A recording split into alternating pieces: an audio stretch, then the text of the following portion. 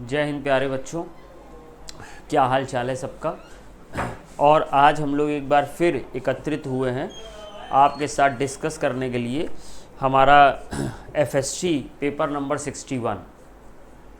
और इसमें first 25 question that means 51 to 75 मैं करूँगा और 76 ऑनवर्ड यानी 100 तक हमारे रिस्पेक्टेड विजय सर करेंगे।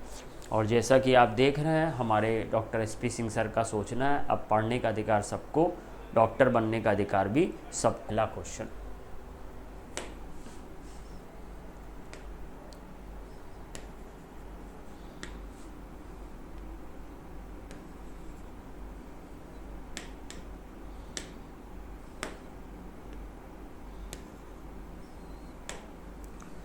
तो क्वेश्चन में हमको कह रहा है कि the value of delta H and delta S for the reaction C graphite plus CO2 this gives CO are 170 kilo joule. अच्छा, जो दिया नोट कर लेते हैं। डेल्टा H दिया हुआ है प्लस 170 किलो जूल, ठीक है सर, एंड 170 जूल पर केल्विन। डेल्टा S दिया हुआ, डेल्टा S दिया है सर मेरे को कितना, प्लस 170 जूल पर केल्विन। अब इसमें मुझसे पूछ रहा है कि किस टेम्परेचर पर रिएक्शन स्पॉन्टेनियस होगी। पहले इसका की पॉइंट समझ लीजिए, बेसिक बात समझ लीजिए इसकी। जब कभी आपको ऐसी किसी रिएक्शन के लिए पूछे स्पॉन्टेनिटी का टेम्परेचर जिसके डेल्टा H और डेल्टा S दोनों का साइन सेम हो, जैसे कि हम देख रहे हैं यहाँ प्लस प्लस है या माइनस माइनस हो, तो ऐसे में मुझे अगर टेम्परेचर का पता करना है तो मैं इक्विलिब्रियम टेम्परेचर पहले निकालता हूँ। बच्चों, इक्विलिब्रियम टेम्परेचर कैसे निकलेगा, आपको delta H by delta S करना पड़ेगा। जब आप delta H by delta S करेंगे तो देखिए ये 170 वैल्यू दी गई है, लेकिन ये किलो जूल है तो इसको जूल में कन्वर्ट कर लेते हैं, और ये यहाँ पर हमारी 170 जूल पर केल्विन दिया गया। सॉल्व करोगे तो ये 1000 केल्विन आ जाएगा। अब अगर ये हमारा 1000 केल्विन आ गया, ये इक्विलिब्रियम टेम्परेचर है, दैट मीन्स 1000 केल्विन पे रिएक्शन इक्विलिब्रियम पे होगी और डेल्टा G 0 होगी। अगर रिएक्शन में दोनों साइन प्लस है that means delta H plus है तो एंडोथर्मिक रिएक्शन है, तो एंडोथर्मिक रिएक्शन हाई टेम्परेचर पे स्पॉन्टेनियस होती है। हाई टेम्परेचर बोले तो इक्विलिब्रियम टेम्परेचर से ज़्यादा, तो 1000 केल्विन के ऊपर अगर टेम्परेचर है तो स्पॉन्टेनियस हो जाएगी, 1000 के नीचे होगा तो नॉन स्पॉन्टेनियस होगी। अगर दोनों में माइनस माइनस होता तो delta H minus means exothermic reaction, तो इस टेम्परेचर के नीचे स्पॉन्टेनियस होती, क्योंकि एक्सोथर्मिक लो टेम्परेचर पे स्पॉन्टेनियस होती है। तो अगर दोनों माइनस माइनस है तो जो तुम्हारा इक्विलिब्रियम टेम्परेचर है उसके नीचे स्पॉन्टेनियस मानना, और अगर एंडोथर्मिक है तो उसके ऊपर स्पॉन्टेनियस मानना। अब यहाँ पर ये देखिए 510 है, इससे नीचे है एंडोथर्मिक रिएक्शन है तो non spontaneous, 710 non spontaneous, 910 non spontaneous, 1110 इससे ज़्यादा है बेटा, इसलिए फोर्थ ऑप्शन यहाँ पे सही होगा। 52 क्वेश्चन की तरफ चलते हैं। यहाँ पर मुझे 3 रिएक्शंस दी गई हैं और उनसे ये एक न्यू रिएक्शन की डेल्टा H निकालनी है। तो ये देखिए, ये पहली रिएक्शन का डेल्टा H गिवन है, इसको हम डेल्टा H1 कर ले रहे हैं। ये दूसरी रिएक्शन का डेल्टा H गिवन है, इसको डेल्टा H2 कर ले रहे हैं। ये तीसरी रिएक्शन का डेल्टा H3, ये डेल्टा H3 कर लिया। ये इक्वेशन नंबर 1 है, ये इक्वेशन नंबर 2 है, ये इक्वेशन नंबर 3 है। अब आप इन तीनों इक्वेशन को ऐड या सब्सट्रैक्ट करके ये वाली इक्वेशन लाइए। तो इसको हम लोग कैसे निकालेंगे, सबसे पहले इक्वेशन 1, इक्वेशन 2, इक्वेशन 3 ऐसे लिख लेंगे हम लोग।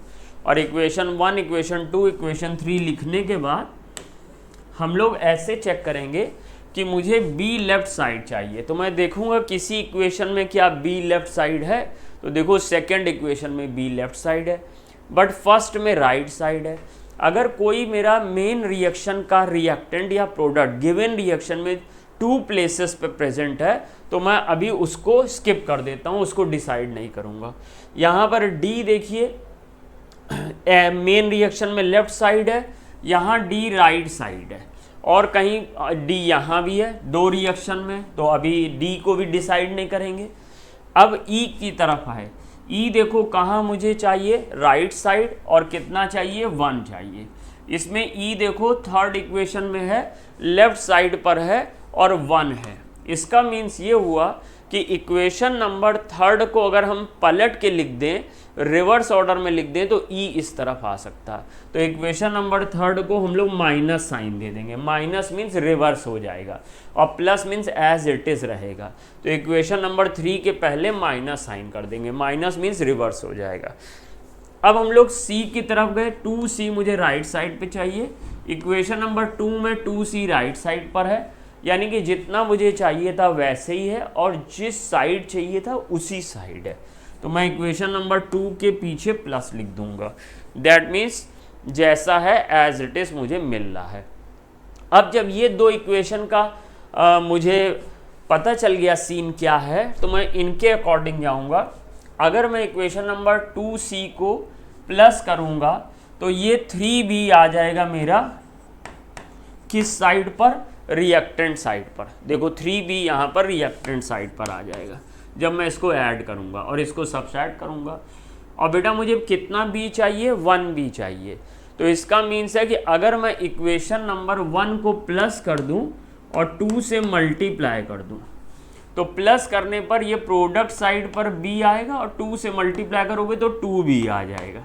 ये 2b जब इधर आएगा तो सब्सट्रैक्ट हो गए, 1b बचेगा। यानी अगर ये प्रोसेस आप कर लो, आप दूसरे मेथड से भी कर सकते हो जैसा आपके सर लोगों ने सिखाया है। ओवरऑल क्या है कि आपको इनको जोड़ घटा के ये लाना।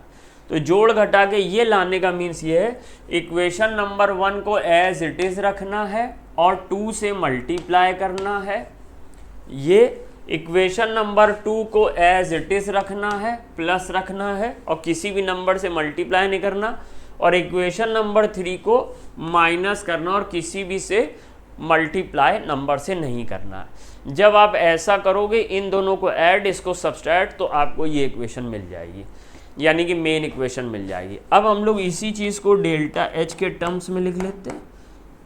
डेल्टा एच इक्वल टू, ऐसे प्लस साइन लिखेंगे और यहाँ पर लिख देंगे डेल्टा H1 मल्टीप्लाई बाई 2, फिर ये plus sign as it is आएगा और यहाँ पर लिखेंगे डेल्टा H2 मल्टीप्लाई बाय 1, या किसी से भी मल्टीप्लाई नहीं करना, डेल्टा H2 कर दीजिए, माइनस डेल्टा H3 का वैल्यू कर दीजिए। अब वैल्यू सब रखना शुरू करिए। वैल्यूज रखना शुरू करते हैं। वैल्यूज देखिए, यहाँ पे प्लस और ये प्लस 150 है, plus 150 into 2, plus delta H2 की वैल्यू कितनी है, माइनस 125, माइनस डेल्टा H3 की वैल्यू कितनी है, प्लस 350। अब जरा ओपन करके रख लो, यहाँ पर जगह खाली है तो मैं यहाँ पे ओपन करके लिख रहा हूँ डेल्टा H इक्वल टू, ये प्लस 300 आ गया,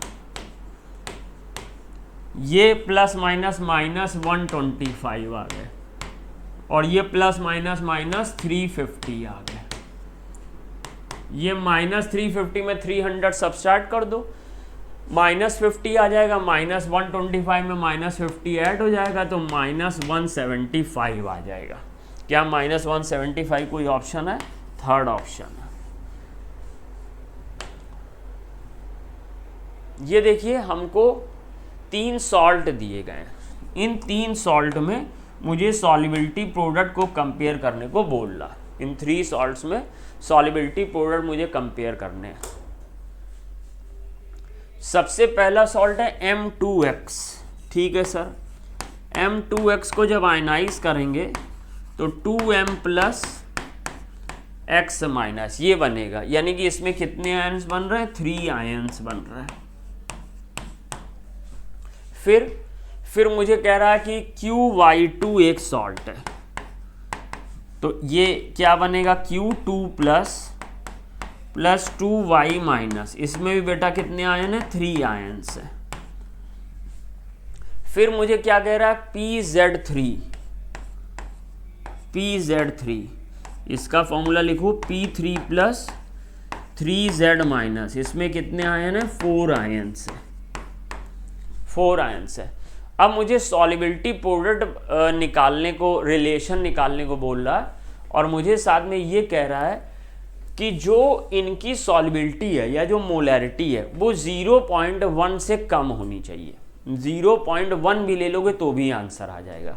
मान लो 0.01 ले लिया हमने, या 10 टू दी पावर -2 ले लिया, 10 टू दी पावर -2 ले लिया, इमेजिन कर लिया 10 टू दी पावर -2 है, ये लेस देन, बट सॉल्युबिलिटीज वो कह रहा कि have the same solubility, solubility same है but less than 0.1 molar, 0.1 molar से कम होनी चाहिए। सॉल्युबिलिटी समान होनी चाहिए परंतु 0.1 मोलर से कम होनी चाहिए। तो मान लो हमने 0.01 मोलर ले लिया। अब हम लोग यहाँ पर KSP का फॉर्मूला लगाएंगे। अब KSP का फॉर्मूला में आप लोगों को पता है, जब 3 आयन बनते हैं तो हमारा फॉर्मूला होता है 4s³ यानी 4 × 10 टू दी पावर -2 की पावर 3 यानी 4 × 10 टू दी पावर -6 आएगा। इसके लिए KSP हमारा, इसके लिए KSP हमारा 4 × 10 टू दी पावर -6 आएगा। इसके लिए बच्चा KSP के जाओ, इसमें भी देखो 3 आयन बन रहे हैं, तो इसके लिए भी हमारा जो फॉर्मूला होता है 4s³ होता है। तो 4 × 10 टू दी पावर -2 की पावर 3 4 × 10 टू दी पावर -6 बराबर आ गया, बराबर आ गया भाई। अब इसके लिए जाएंगे तो इसका KSP क्या होता है सर? 27s की पावर 4, क्योंकि 4 आयन्स है तो 27s की पावर 4 हो जाएगा। तो अब मेरे पास क्या आ जाएगा? 27 × 10 टू दी पावर -2 जो हमने माना था कि पावर 4, पावर 4, तो ये क्या आ जाएगा? ये आ जाएगा 27 × 10 टू दी पावर -8 या 2.7 × 10 टू दी पावर -7 ले लो, 27 × 10 टू दी पावर -8 ले लिया। इसका मीन्स ये जो वैल्यू है इन दोनों से कम है। तो KSP का ऑर्डर क्या हो जाएगा? M2x और QY2 बराबर होगा, और ये QY2 और M2x का ज़्यादा है तीसरे वाले से, तो फर्स्ट ऑप्शन सही होना चाहिए। इसमें ये दोनों में से इसका कम था, इसका ज़्यादा था, हो नहीं सकता। ये बराबर था लेकिन लास्ट वाले का ज़्यादा था, वो हो नहीं सकता। हाँ, अगर सॉल्युबिलिटी ज़्यादा आ रही होती 1 से, जैसे कि 2 आ रही होती, 3 आ रही होती, तो उल्टा हो जाता ऑर्डर। सो मैं यहाँ फर्स्ट ऑप्शन कर लिया। ये देखिए मुझसे पूछ रहा है कि कौन सा स्टेटमेंट इज नॉट ट्रू, यानी इनकरेक्ट कौन है। तो मुझे जज करना होगा द pH और 10 to the power -8 NaCl is 8, तो यही बच्चा इनकरेक्ट हो गया, क्योंकि आपने इस तरह का क्वेश्चन पढ़ा है कि जब वेरी डाइल्यूट एसिड हम लेते हैं तो उसमें pH निकालते समय वाटर के H+ भी काउंट करते हैं। तो इसका जो H+ होगा पूरा सर, वो 10 टू दी पावर -8 तो HCl के H+ हो जाएंगे, और 10 टू दी पावर -7 वाटर के H+ हो जाएंगे। तो जब ये आप ऐड करोगे और जब pH निकालोगे तो आप सब लोग जानते हो pH इसका 6.99 के आसपास आ जाएगा, यानी 7 से कम आएगा। तो ये गलत हो गया। 96,500 कूलाम, 96,500 कूलाम सर 1 फैरेडे होता है, और 1 फैरेडे 1 ग्राम इक्विवेलेंट निकालता है किसी भी सब्सटेंस का। तो वो ये कह रहा है 96,500 coulomb of electricity pass through CuSO4 solution to deposit 1 gram equivalent of copper at cathode. ये सही है, और हमें सही नहीं, हमें तो गलत वाला स्टेटमेंट चाहिए था। The conjugate base of H2PO4-, ये H2PO4- है, ये एक एसिड की तरह बिहेव करेगा, तो इससे H+ निकाल देंगे, तो जो बचेगा इसका कॉन्जुगेट बेस होगा, तो वो होगा HPO4 2 माइनस, और ये HPO4 2 माइनस दिया, ये भी स्टेटमेंट सही है बट इनकरेक्ट नहीं है। pH और POH for all aqua solution at 25 degree Celsius equal to 14 होता है, तो ये बात भी बिल्कुल सही है। 25 डिग्री सेल्सियस अगर है तो 14 होगा। अभी 60 डिग्री सेल्सियस होता तो 12 हो जाता। अगर ये यहाँ पर लिख देता कि pH plus POH equal to 14 होता है फॉर ऑल टेम्परेचर, तो ये स्टेटमेंट गलत हो जाता, बट अभी ये स्टेटमेंट सही है। मुझे जो इनकरेक्ट चाहिए था वो फर्स्ट था, तो फर्स्ट वाला सही हो गया। The amount of ice that will be separate out on cooling a solution containing 50 gram of ethylene glycol। ठीक है सर, जो हमारा स्मॉल w है, जो सॉल्यूट का w है सर यहाँ पर, वो हमारा 50 ग्राम्स है, 50 ग्राम्स। और जब हमारे पास सॉल्यूट का w है तो हम सॉल्यूट का मोलर मास भी निकाल लेते हैं। हमें पता चला कि जो सॉल्यूट है वो एथाइलिन ग्लाइकॉल है। एथाइलिन ग्लाइकॉल का फॉर्मूला क्या होता है? CH2OH, CH2OH। अब ये 2C आ गए तो ये हो गया 12 2 ज़ा 24, और इसमें H कितने आ गए? 6 आ गए, तो 6 इंटू 1, और ऑक्सीजन कितने आ गए? 2 आ गए, तो 2 इंटू 16, तो ये 12 24 हो गया, और ये 32 हो गया, और 30 24 और 6 30 हो गया, और 32 हो गया, एंड दैट मीन 62 हो गया, 62 ले लिया। आगे चलते हैं भाई, ये हमारे पास हो गया, और ये 200 ग्राम वाटर में मिलाया गया है, और 9.3 डिग्री सेल्सियस इसका फ्रीजिंग पॉइंट है। यानी कि जो डेल्टा TF है, चेंज इन फ्रीजिंग पॉइंट, वो 9.3 डिग्री सेल्सियस होगा। यानी 0 माइनस 9.3 करोगे तो डिफरेंस जो है 9.3 आ जाएगा। और ये 200 ग्राम वाटर में मिलाया गया, और KF भी दिया गया सर। KF कितना दिया गया? 1.86 दिया गया, यूनिट अपन लोग नहीं लिखेंगे, 1.86 दिया गया। अच्छा, तो यहाँ कहना क्या चाह रहा? अब देखो, ये ऐसे इस तरह के क्वेश्चन में ध्यान रखना कि ये सारा डाटा मुझे गिवन है, या तो वो मुझसे पूछ लेता कि मैंने कितने ग्राम वाटर में ये मिलाया होगा ये सारी शर्तों के लिए, या तो ये पूछ लेता। लेकिन कभी कभी ऐसा होता है कि हमको वाटर का यानी कि सॉल्वेंट का वेट भी दे दिया, तो मान के चलो कि ये सॉल्वेंट का वेट ज़्यादा है और जो फ्रीज होगा वो इससे कम होगा, तो हम वो निकाल लेते हैं जो वेट यहाँ पर फ्रीज हो जाएगा। तो हमें amount of ice that will be separate out on cooling a solution, तो फ्रीज का अमाउंट निकालना है, तो 200 रियल हम अमाउंट पहले निकाल लेते हैं, और फिर उसको 200 में से सबस्ट्रैक्ट कर देंगे 200 ग्राम वाटर में। तो चलिए हम लोग यहाँ पे अपना W निकालते हैं, W ऑफ वाटर हम लोग निकाल लेते हैं, W ऑफ H2O हम लोग अपना निकालते हैं। इन्होंने दिया हुआ 200 ग्राम, लेकिन ये 200 ग्राम में कितना जम जाएगा इससे हम निकालेंगे। तो यहाँ पर हम लोग को यहाँ पर इक्वेशन क्या यूज़ करनी है? Delta TF equal to 1000 into small w into KF upon capital W into M।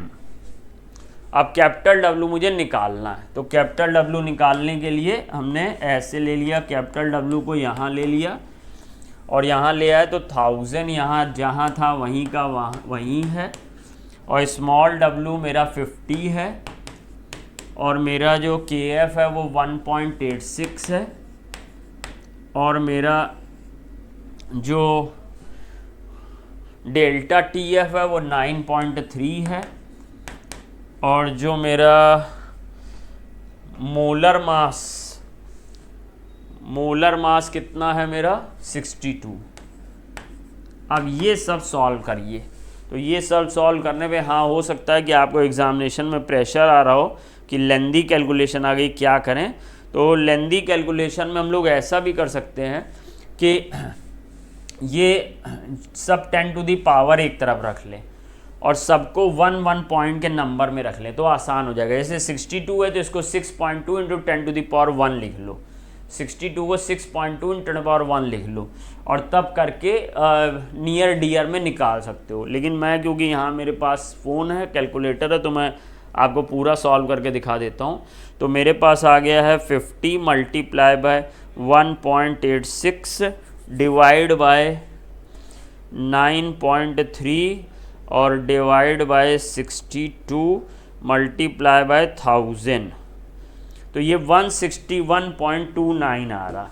अब 161.29 में हम लोग को क्या करना है, 200 से सबट्रैक्ट करना। 161.29 ग्राम आ गया, यानी कि ये 161.29 ग्राम जो हमारा सॉल्वेंट का वेट है वो हमारा जमेगा किस तापमान पर, -9.3 पर। इतना जो वेट ऑफ वाटर या सॉल्वेंट है वो -9.3 पर जमेगा। लेकिन जो हमारा एक्स्ट्रा वाटर है वो तो 0 डिग्री पर ही जमने लगेगा। तो वो ये कह रहा है कि the amount of ice that will be separate out on cooling a solution containing, जब तक यहाँ पहुँच रहे हैं तो कितना बर्फ हमारी यानी कि पानी जम के अलग हो जाएगी। तो यहाँ पर होगा अमाउंट ऑफ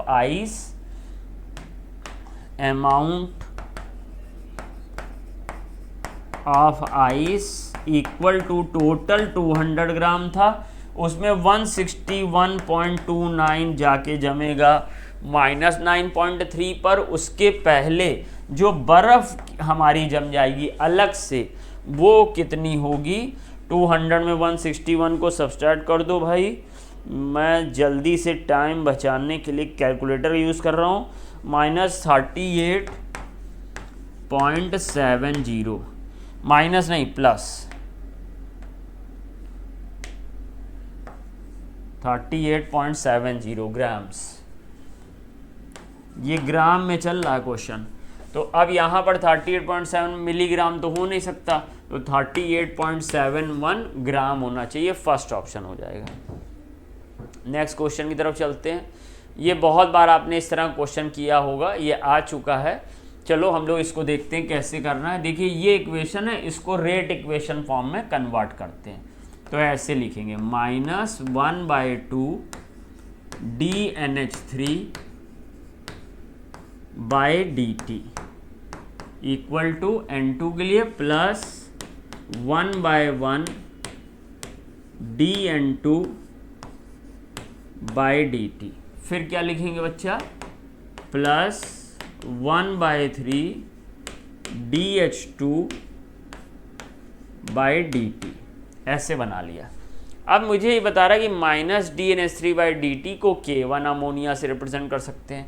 तो मैंने ये dNH3/dt और माइनस साइन को यूज़ कर लिया। तो यहाँ पर मेरे पास आ गया हाफ, और या 1/2 कर लो और ऐसे लिख लो K1NH3, ये नीचे 2 लिख लो बीच में, ऐसे लिख लिया हमने K1NH3/2। dN2/dt को हम लोगों ने लिख लिया K2NH3, ठीक है सर। और K3DH2/dt को K3NH3 लिख लिया, K3NH3, और ये जो अपॉन 3 था ये नीचे आ गया। अब इसमें NH3 से NH3 कैंसिल कर सकते हैं, NH3 तीनों इक्वेशन में कैंसिल कर दिया। और इसको होल इक्वेशन मल्टीप्लाई बाय अगर हम 3 कर लें तो मल्टीप्लाई बाय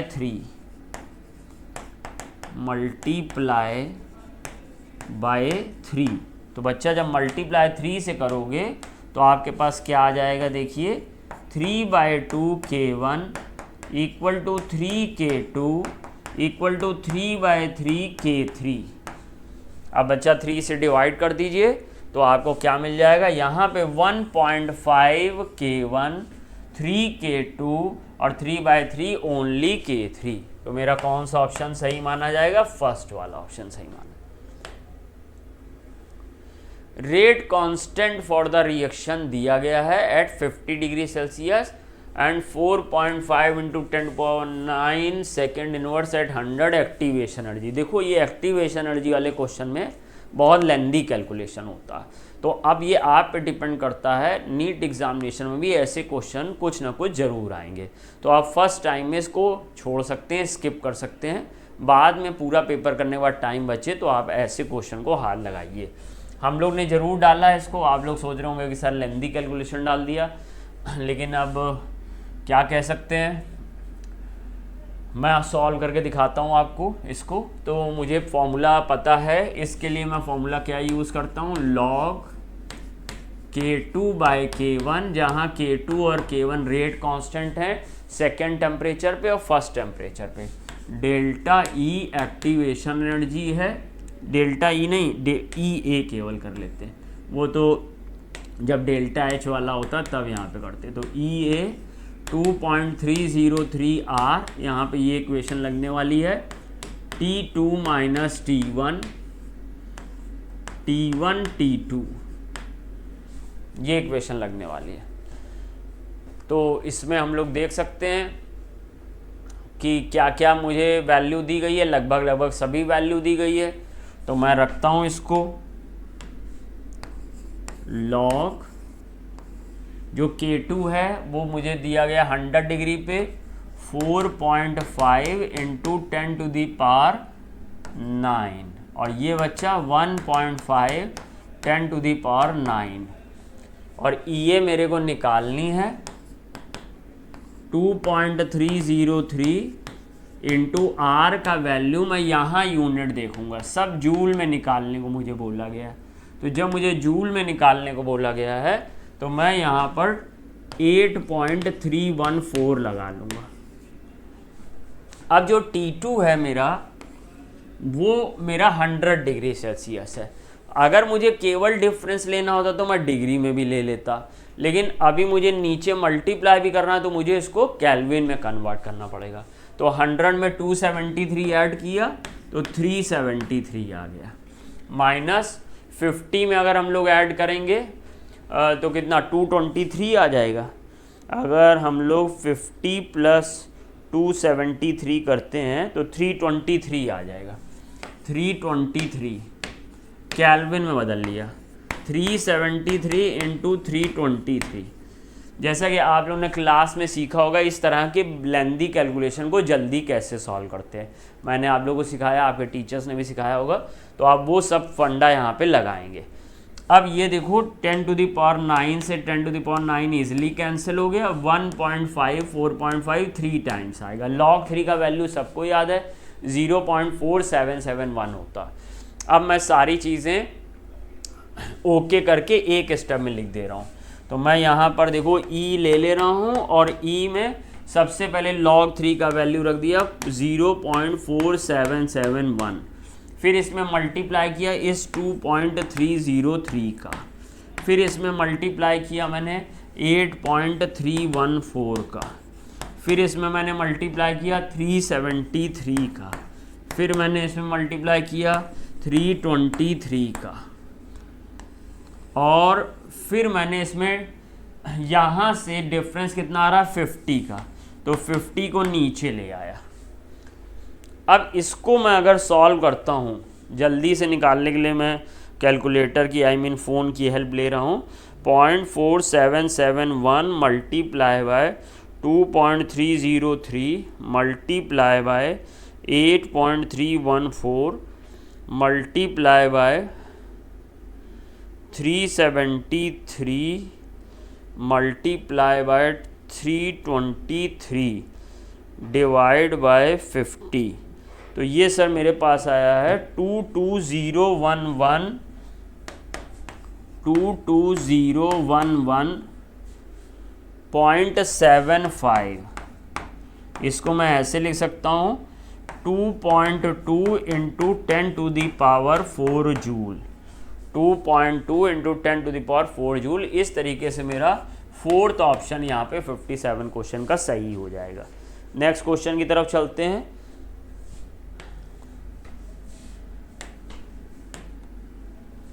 क्या दिया, सॉल्युबिलिटी ऑफ कैल्शियम फॉस्फेट। चलिए कैल्शियम फॉस्फेट का पहले फॉर्मूला लिख लेते हैं, सॉल्युबिलिटी से रिलेटेड क्वेश्चन है। ये 3 कैल्शियम में टूटेगा और 2 फॉस्फेट में टूटेगा। ओके सर, इसका मुझे कह रहा है कि मॉलिक्यूलर मास m है, ये m मानेंगे, इसका हमको सॉल्व करके नहीं निकालना, मॉलिक्यूलर मास m है इन वाटर, और ये W ग्राम प्रेजेंट है, W ग्राम प्रेजेंट है पर 100 ml में। ओके सर, और मुझे कह रहा है कि इसका सॉल्युबिलिटी प्रोडक्ट निकालिए। तो चलिए देखो, सॉल्युबिलिटी प्रोडक्ट निकालना है तो सॉल्युबिलिटी प्रोडक्ट के लिए इसका फॉर्मूला आपको पता ही है, KSP इक्वल टू, यहाँ पे 5 आयन बन रहा है तो 5 आयन बनने में यहाँ पे फॉर्मूला सबको याद होगा, 108 S की पावर 5। अब ये S बेटा किस यूनिट में होती है, ये मोल पर लीटर में होती है, तो मोल पर लीटर में इसको पहले मुझे बदलना पड़ेगा। तो W ग्राम है तो मोल कितना होगा, मोल वेट अपॉन मोलर मास होता है तो W/m हो जाएगा। और ये कितने में प्रेजेंट है, 100 ml में, 100 ml में W/m प्रेजेंट है तो 1000 ml में, यानी कि 1 लीटर में कितना प्रेजेंट होगा, तो हम ये कह देंगे 10 W/m प्रेजेंट होगा। सॉल्व करके निकाल सकते हो, यानी कि W/m है तो 1 में होगा W/m अपॉन 100, तो 1000 में होगा W/m 1000 अपॉन 100, तो 10 W/m। अब ये 10 W/m क्या आ गया, ये आ गया सर सॉल्युबिलिटी, सॉल्युबिलिटी इन मोल पर लीटर, ये मोल पर लीटर में आ गए। अब इसको बस यहाँ पे हमको रखना है, तो KSP इक्वल टू 108 और 10 W/m की पावर 5।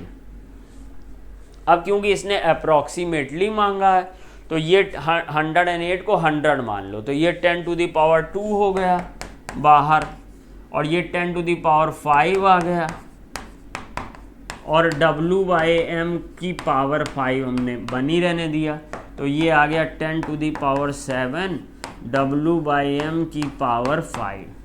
सो मेरा कौन सा ऑप्शन मैच कर रहा है, सेकेंड ऑप्शन मैच कर रहा। ये देखो बहुत अच्छा क्वेश्चन है सॉल्यूशन का, इसको सॉल्व करने की एक ट्रिक होती है। क्या ट्रिक होती है, पहले देखिए आपको एक इक्वेशन दी गई है, प्रेशर जो टोटल दिया गया है वो 254 minus 119 mole fraction of A के टर्म्स में दिया गया, और मुझसे PA0 और PB0 मांग रहा है, यानी कि प्योर स्टेट में मुझसे प्रेशर मांग रहा। तो प्योर स्टेट में प्रेशर मांग रहा है तो इसका हम एक तरीका कर सकते हैं कि अपनी तरफ से मान लो इफ x से इक्वल टू 1 हो, ऐसा सॉल्यूशन है जिसमें कि A के मोल फ्रैक्शन 1 है, और बेटा A के मोल फ्रैक्शन 1 का मीन्स है B 0 है, यानी B है ही नहीं। इसका मीन्स ये हुआ कि जो टोटल प्रेशर आएगा वो असल में प्योर स्टेट का प्रेशर होगा A का। तो अगर हमने x से 1 मान लिया तो ये जो PA है, ये जो P है ये ऐसे आ जाएगा, P equal to 254 minus 119 into 1। तो ये सॉल्व करो कितना आएगा, सॉल्व करने पे ये आ जाएगा 119 सब्सट्रैक्ट करना, 119 219 100 और 35, ठीक है 135। अब ये जो 135 आया ये PA0 होगा, क्योंकि इस इक्वेशन में PB0 को तुमने मतलब XB को हमने 0 मान लिया था ही नहीं, तो ये PA0 आ गया। अब अगर हम लोग ये मान लें कि इफ़ x इक्वल टू 0, यानी कि A का मोल फ्रैक्शन 0 है, तो जो बचा हुआ मोल फ्रैक्शन है वो B का ही होगा। तो हम लोग ऐसे रख लेंगे P equal to 254 minus 119 multiply by 0, that means 254, और ये अब हो जाएगा बच्चा PB0। तो ये कौन सा ऑप्शन मैच कर रहा है, थर्ड। पहली बात तो 135 में ये था नहीं, ये था नहीं, ये था नहीं, तो वैसे भी कर सकते थे, लेकिन हमने पूरा क्वेश्चन सॉल्व करके दिखा दिया। 60 क्वेश्चन की तरफ चलते हैं। 10 ml टॉलिन और 10 ml बेंजीन मिलाया तो टोटल वॉल्यूम क्या होगा। इसका कॉन्सेप्ट क्या है, सोल्यूशन का क्वेश्चन है। इसका कॉन्सेप्ट ये होता है कि अगर आप कोई दो सोल्यूशन में ला रहे हो और वो दोनों सोल्यूशन आइडियल सोल्यूशन यानी सेम फैमिली के हैं, तो दोनों का वॉल्यूम ऐड कर दो, जो टोटल सम आएगा वही आंसर होगा। तो जैसे कि ये हमने टॉलिन और बेंजीन ये सेम फैमिली के हैं और सेम फैमिली के हैं इसलिए ये लोग आइडियल सोल्यूशन बनाते हैं। तो 10 और 10 ऐड कर दो 20 आ जाएगा, तो इक्वल टू 20 हो जाएगा। अब अगर यहीं पर पॉजिटिव डेविएशन शो कर रहे होते तो डेल्टा वी पॉजिटिव आता। इसका मीन्स क्या है, जैसे अल्कोहल और वाटर ये लोग पॉजिटिव डेविएशन शो करते हैं, positive deviation non ideal solution होते हैं। तो अगर 10 ml जोड़ा तो 20 ml से थोड़ा ज़्यादा हो जाएगा। अगर निगेटिव डेविएशन कोई शो करता है जैसे कि H2SO4 प्लस वाटर या HCl प्लस वाटर, तो अगर 10 ml मिलाओगे तो 10 ml मिलाने पे 20 से थोड़ा कम हो जाएगा, 19 हो जाएगा। इसलिए हमारा डेल्टा वी निगेटिव आने लगेगा। सो हम लोग ऐसे क्वेश्चन को इस तरीके से सॉल्व करेंगे। 61 एल्मोना मीन्स Al2O3 है और Al2O3 एक आयनिक कंपाउंड है लेकिन वाटर में इनसॉल्युबल है, क्योंकि अगर हम इसको वाटर में डालते हैं तो वाटर में अगर ये Al3 प्लस और O2 माइनस में आसानी से आयनाइज हो जाए तो सॉल्युबल हो जाएगा, लेकिन ये आसानी से आयनाइज नहीं हो पाता। क्यों नहीं आयनाइज हो पाता? क्योंकि इसकी लैटिस एनर्जी बहुत ज़्यादा होती है। तो इट्स लैटिस एनर्जी इतनी हाई है कि इसकी हाइड्रेशन एनर्जी उसको कोप अप नहीं कर पाती है, इसलिए लैटिस एनर्जी वेरी हाई। बाकी कोई मतलब नहीं, फर्स्ट ऑप्शन सही होगा। 62 क्वेश्चन में मैच द फॉलोइंग लिस्ट बहुत आसान है। XCF4 आप जानते हो स्क्वायर प्लेनर होता है, तो A के आगे R आ जाएगा। XCF6 डिस्टॉर्टेड ऑक्टाहेड्रल होता है, ये P आ जाएगा। XCO3 पिरामिडल होता है, ये S आ जाएगा, आप बना के देख लीजिएगा। XCO4 टेट्राहेड्रल होता है, ये Q आ जाएगा। तो A का R एक ही में है फर्स्ट में, तो यहीं से सही हो जाएगा। B का P, B का P, C का S और D का Q। मुझे कौन सा आंसर करना है? फर्स्ट। P4O10 का स्ट्रक्चर पहले बना के देख लेते हैं। ऐसे P4O10 का स्ट्रक्चर बनेगा।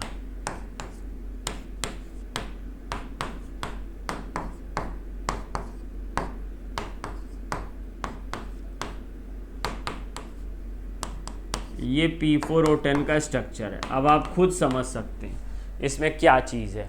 The number of oxygen atom bounded to each phosphorus atom. चलिए हम लोग ने ये ईच फॉस्फोरस एटम में इस फॉस्फोरस को चुन लिया।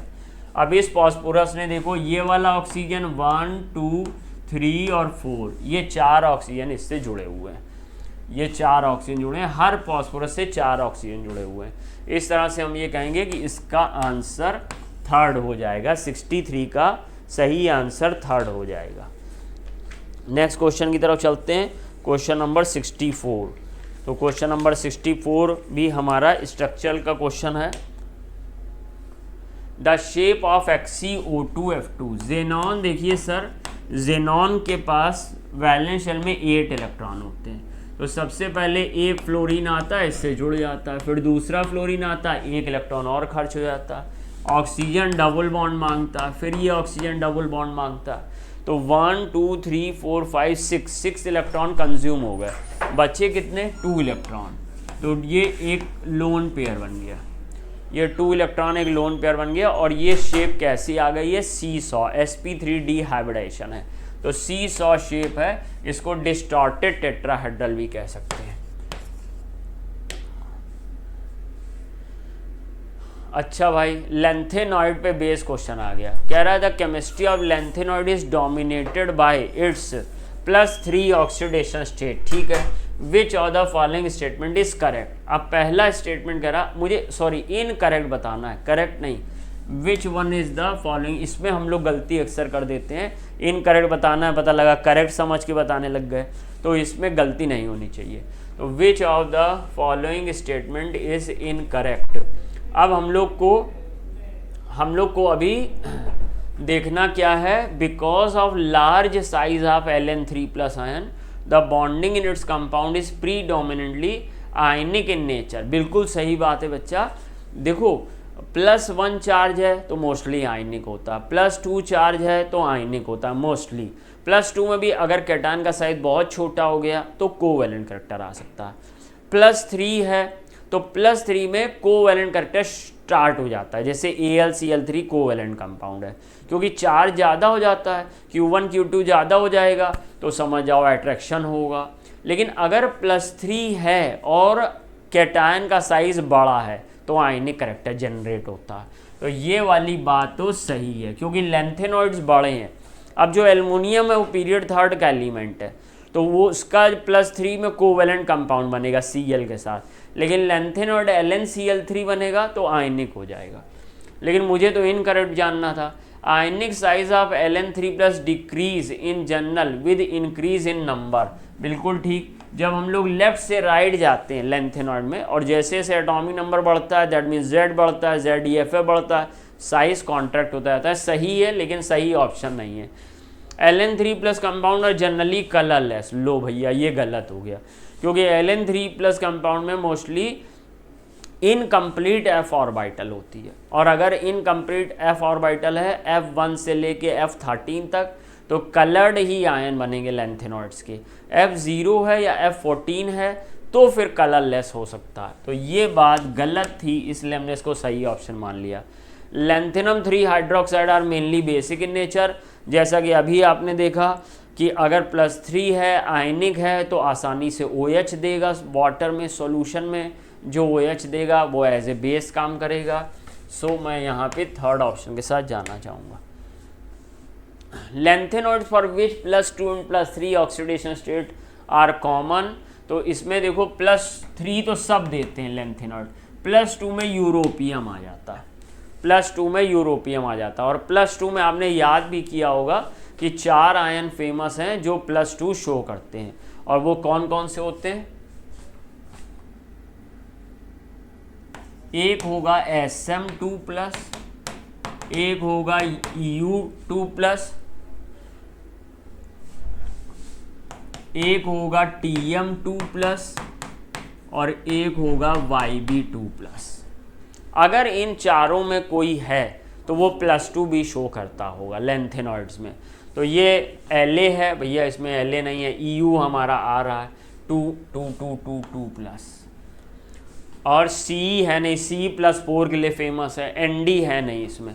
तो ये सब बच्चा अगर इनमें से कोई मिल जाता तो आप +2 में जाते, इसलिए मुझे सेकंड ऑप्शन के साथ यहाँ जाना है। चलिए बहुत अच्छा क्वेश्चन है, इसको देखिए। देखो ये हमारे पास MOH है।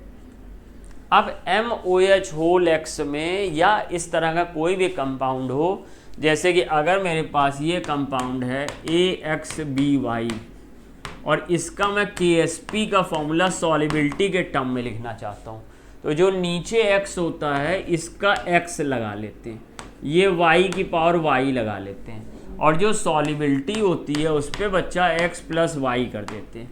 तो आपके पास कोई भी फॉर्मूला हो, जैसे अगर आपके पास AgCl है तो आप 1 1 ले लीजिए, तो 1 की पावर 1, 1 की पावर 1 और 1 + 1 2, तो AgCl के लिए KSP = S की पावर 2 आ जाएगी। ऐसा ट्रिक आप यूज़ कर सकते हो। आपके पास मान लो MgCl2 है, तो MgCl2 में Mg के नीचे 1 की पावर 1 और Cl में 2 की पावर 2, तो 4 आ गया, और 1 + 2 3 आ गया, तो 4s की पावर 3 आ जाएगा। KSP = 4s की पावर 3 फॉर MgCl2। तो ऐसा हम लोग बना सकते, तो हम इसमें भी ऐसा बनाते हैं। तो यहाँ नीचे क्या लिखा बच्चा? 1 लिखा, K नीचे 1 की पावर 1, X की पावर X एंड सॉलिबिलिटी की पावर 1 + X। अब हम लोग जो जो वैल्यू दी है वो रख लें। KSP दिया है 4 ×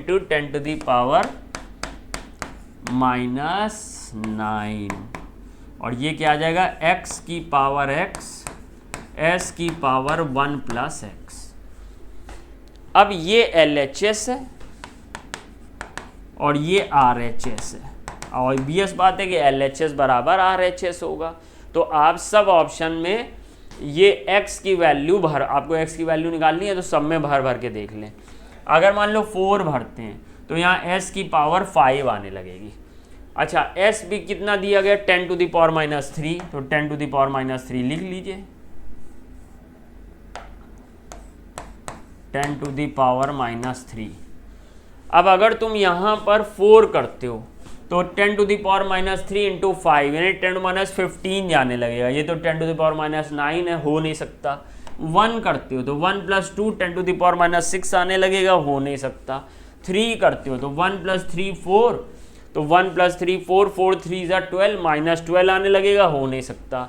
फोर्थ ऑप्शन मुझे सही समझ में आ रहा, तो मैंने इफ ये माना है, ये हमारा RHS में ऐसे लिख ले रहे हैं, for RHS right hand side का data x equal to paste कर देते हैं 2, तो KSP इक्वल टू हो जाएगा, KSP इक्वल टू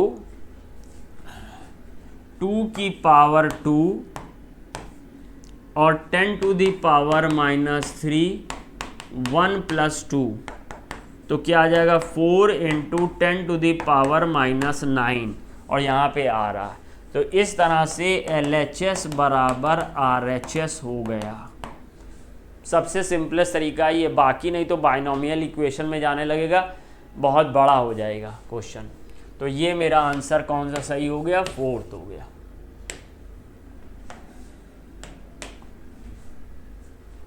बहुत आसान क्वेश्चन। H2O2 का बताना है ऑक्सीडाइजिंग एजेंट और रिड्यूसिंग एजेंट। ध्यान रखो, जब भी H2O2 की किसी रिएक्शन में O2 निकल रहा हो, अगर O2 प्रोडक्ट में है तो H2O2 रिड्यूसिंग एजेंट होता है, और अगर O2 नहीं है तो H2O2 ऑक्सीडाइजिंग एजेंट होगा। तो A में ऑक्सीडाइजिंग एजेंट, B में रिड्यूसिंग एजेंट, सेकेंड हो जाएगा। नेक्स्ट आते हैं, ये एक देखिए ऐसा कॉम्प्लेक्स है जिसमें कैटायन और एनायन दोनों कॉम्प्लेक्स आयन फॉर्म में है। अब इसको देखिए कैसे निकालेंगे।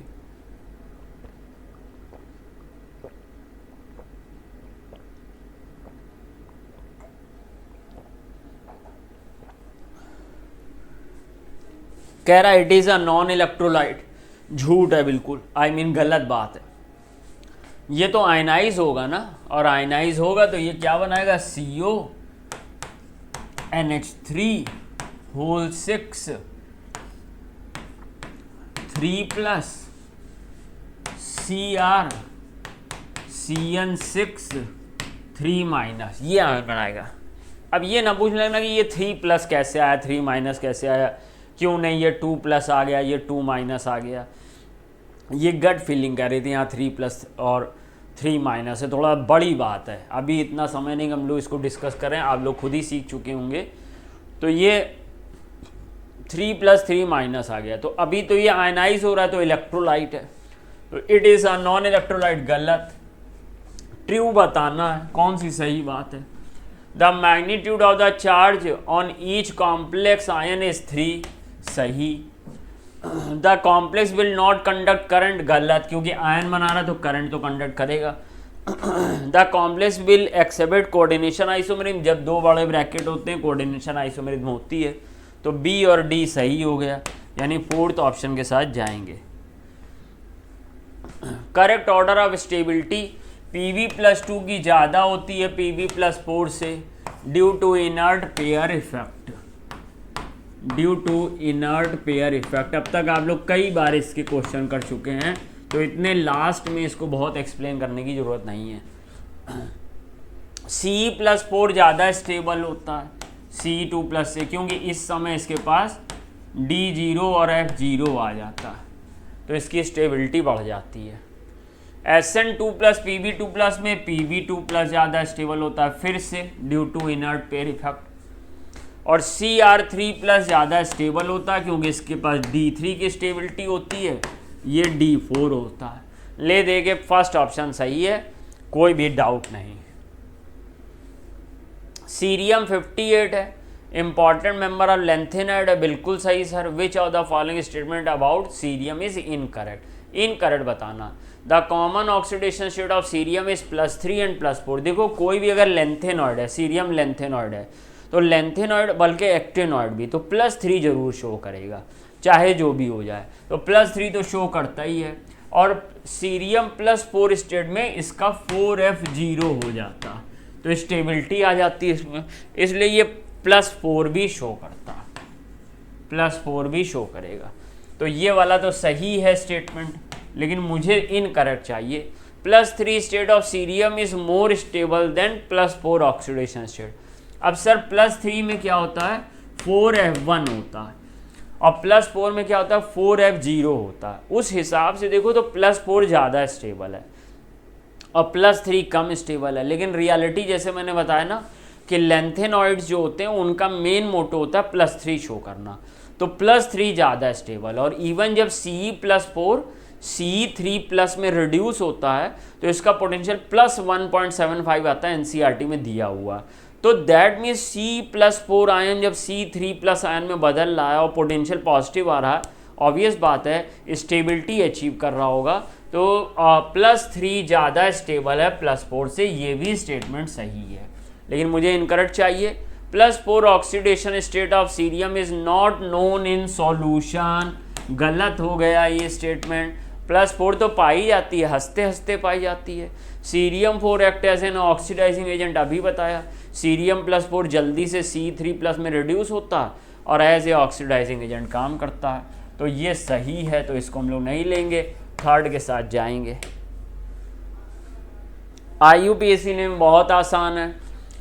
आप यहाँ से नंबरिंग करो 1 2 3 4 5 6 7, या यहाँ से करो 1 2 3 4 5 6 7, दोनों तरफ से थर्ड और फिफ्थ पोजीशन पे एक हमारा मेथाइल ग्रुप छूट रहा है, इसलिए हम लोग कहीं से भी नंबरिंग कर सकते हैं। तो क्या हो जाएगा, 3 पे एक मेथाइल है, 5 पे मेथाइल है, तो 3 5 डाई मेथाइल, और 7 कार्बन की चेन है तो हेप्ट लगेगा। कोई डबल बॉन्ड नहीं है, सिंगल बॉन्ड है, और कोई फंक्शन ग्रुप नहीं है बच्चा, इसलिए हेप्टेन लग जाएगा। 3 5 डाई मेथिल हेप्टेन सेकेंड वाले ऑप्शन के साथ जाना चाहिए। Which of the following is Wurtz Fittig reaction, अभी पहले भी हमारे टेस्ट पेपर में ऐसा क्वेश्चन आया था। आप कभी कभी कह देते हैं कि सर रिपीटेड क्वेश्चन आ गए, बेटा रिवाइज करने के लिए रिपीटेड क्वेश्चन आ जाए तो कोई बुरी बात नहीं है, इम्पॉर्टेंट क्वेश्चन को बार बार हम लोग लेके चलते हैं।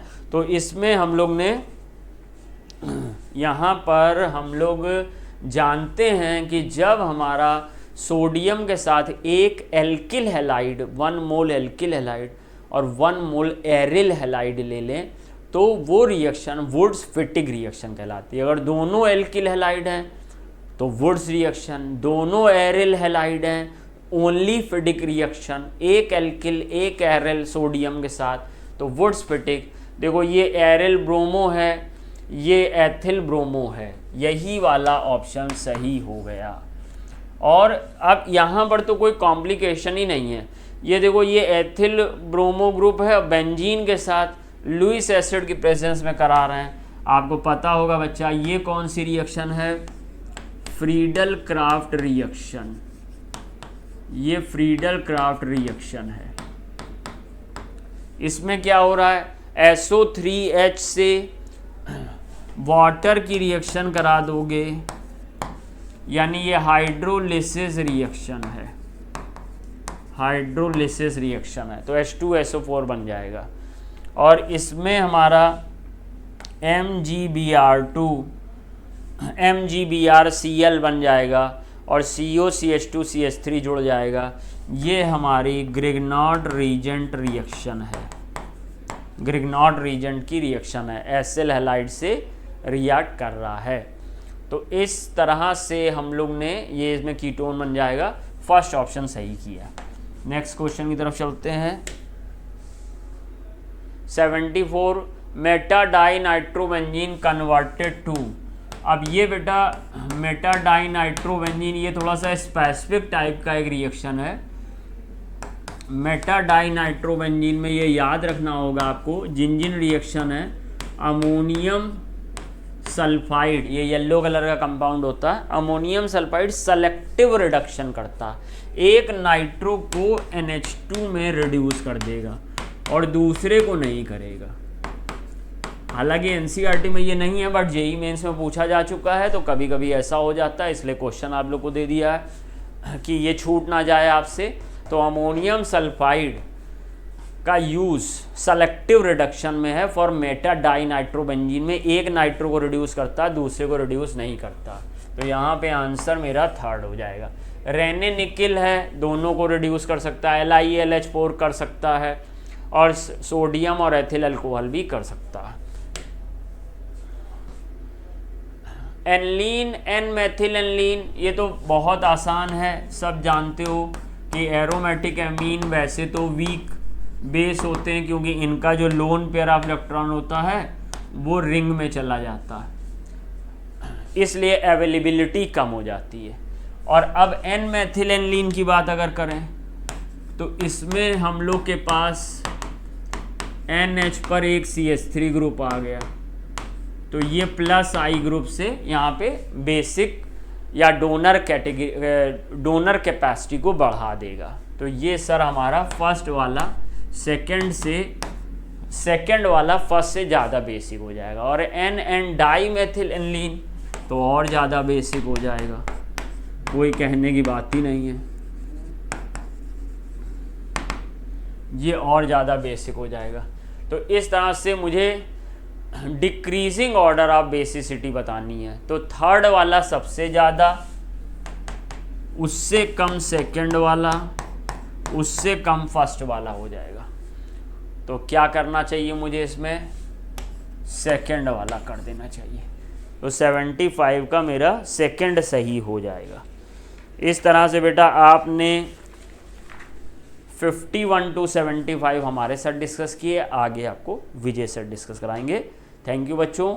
अगर कोई हम लोग की तरफ से कमी महसूस हो रही हो तो आप कमेंट बॉक्स में बताइएगा, हम लोग उसको इम्प्रूव करेंगे। थैंक यू बच्चों। चलिए बेटा, question number 76, which is the major product form in the reaction. देखो बेटा, यहाँ आप कॉन्सेंट्रेट H2SO4 ले रहे हो, कॉन्सेंट्रेट H2SO4, ठीक है ना। यहाँ पर बेटा पहले क्या बनेगा, कार्बोकेटाइन, देखो जरा CH3, यहाँ बेटा CH3, ये बेटा CH2OH, ठीक। ये आपका अल्कोहल है, यहाँ से बेटा OH हट गया, OH हटेगा तो बेटा क्या बनेगा, कार्बोकेटाइन। कौन सा कार्बोकेटाइन बेटा बना, प्राइमरी। बेटा प्राइमरी की टेंडेंसी होती है लेस स्टेबल से, प्राइमरी आपका बेटा लेस स्टेबल होता है, तो यहाँ पर बेटा क्या हो जाएगा, हाइड्राइड शिफ्ट, ठीक है। अब ये बेटा क्या हो गया, टर्सरी कार्बोकेटाइन। अब ये टर्सरी कार्बोकेटाइन बेंजीन रिंग पर बेटा अटैक करेगा,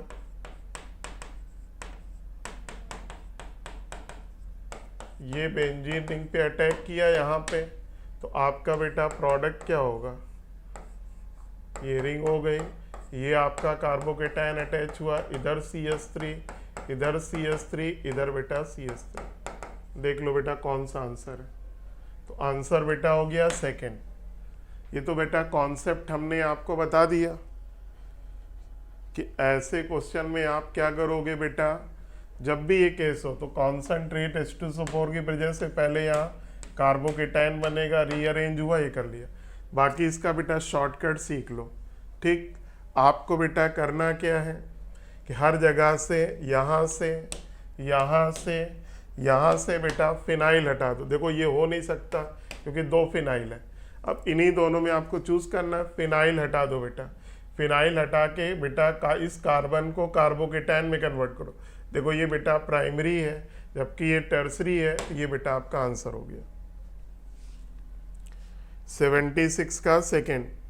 77 आइए बेटा, एल्डोल बनाना है। देखो बेटा इसके पास बेटा कोई अल्फा हाइड्रोजन नहीं है, इसके पास अल्फा हाइड्रोजन बेटा 2 है। तो ये किसका एग्जाम्पल है बेटा? क्रॉस एल्डोल का। बहुत आसान है, सबको एल्डोल बनाना आता होगा। देखो बेटा इसमें क्या करते हैं कि जिसमें अल्फा हाइड्रोजन नहीं है उसको बेटा एज इट इज रखा, उसको देखो बेटा ऐसे लिख दिया।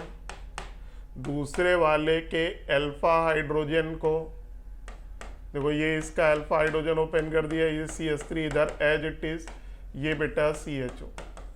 ठीक,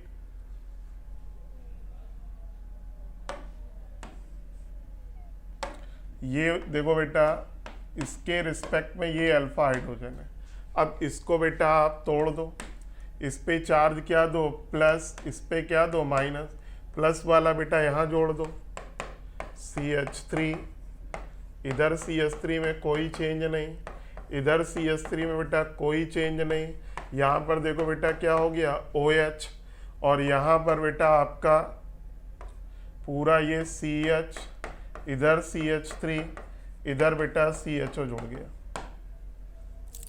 ठीक, तो देखो सिंपल एल्डोल बनाने में क्या है कि जो कार्बन हाइड्रोजन जिसमें अल्फा हाइड्रोजन उसको यहाँ से कट करो, H प्लस को ऑक्सीजन से जोड़ दो, इस कार्बन को बेटा इस कार्बन से जोड़ दो, क्योंकि इसमें देखोगे अगर आप तो ये बेटा प्लस है, ये माइनस, तो प्लस वाला माइनस से, माइनस वाला प्लस से। अब देखो बेटा इन्होंने नेक्स्ट स्टेप में क्या किया बेटा, देखो ये आपका फर्स्ट है, ये पहला बेटा बन गया। अब इन्होंने देखो बेटा हीट करके वाटर निकाल रहे हैं, वाटर निकालने के लिए आपको हीट करना पड़ेगा, एलिमिनेशन, अल्फा बीटा एलिमिनेशन। इसके रिस्पेक्ट में बेटा देखो, इसके रिस्पेक्ट में जब डिहाइड्रेशन करते हैं तो ये अल्फा है, सॉरी ये अल्फा है, ये बीटा है, ये बीटा है। इसके पास बेटा कोई बीटा हाइड्रोजन है तो यहाँ से निकलेगा, तो डिहाइड्रेशन के बाद जो आपका प्रोडक्ट होगा इधर बेटा कोई चेंज नहीं होगा।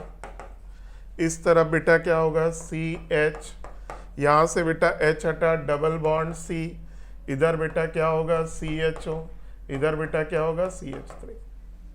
यहाँ से देखो अल्फा हाइड्रोजन हट गया तो यहाँ डबल बॉन्ड आ गया।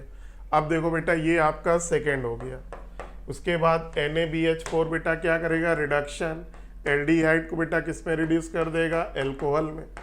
ये देखो बेटा as it is CH, double bond CH, इधर बेटा CH3, और इधर बेटा ये CHO CH2 OH में कन्वर्ट हो जाएगा।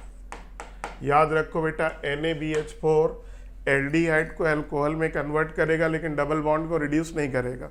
अब देख लो बेटा कौन सा आंसर है, देखो CH3 देखो ये बेटा एज इट इज दिख रहा, CH double bond C CH3 CH2। Answer बेटा आपका देखो कौन सा मैच कर रहा है, सेकेंड। नेक्स्ट देखो बेटा 78 प्रोटीन आर डिटेक्टेड बाई, रट लीजिए बेटा बाईयूरेट टेस्ट। बाकी मॉलिस टेस्ट बेटा कार्बोहाइड्रेट के लिए होता है, बेनेडिक एल्डिहाइड कीटोन के लिए होता है, बेलिस्टिन टेस्ट बेटा हेलोजन के लिए होता है।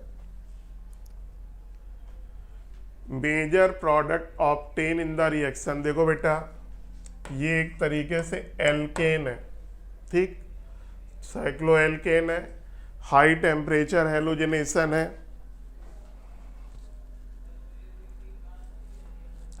ठीक है बेटा, high temperature halogenation, free radical substitution है। ठीक, तो देखो बेटा फ्री रेडिकल सब्स्टिट्यूशन है तो आपका बेटा यहां पर भी आर जुड़ेगा, ठीक है ना, क्योंकि आपको देखो बेटा मेजर प्रोडक्ट देखना है आपको, इसका भी शॉर्टकट देख लो बेटा।